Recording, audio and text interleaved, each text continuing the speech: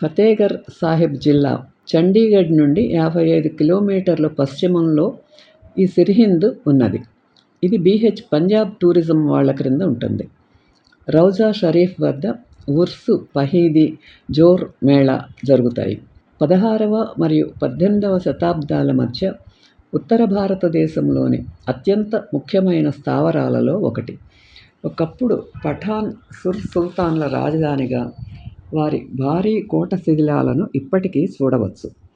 సిర్హింద్ కూడా మొఘల్ చక్రవర్తులు కాశ్మీర్కు వార్షిక ప్రయాణాలలో వారికి ఇష్టమైన విరామ ప్రదేశం.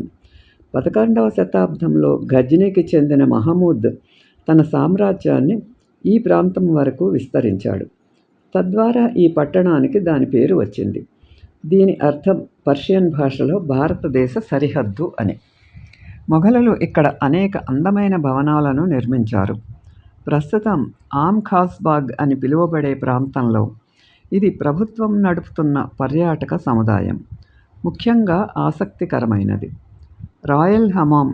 ఇది వేడి మరియు చల్లటి స్నానాలకు నిర్మాణం. ఇది సమీపంలోని బావుల నుండి చేతి పుల్లీల వ్యవస్థ ద్వారా నీటిని తీసుకుంటుంది.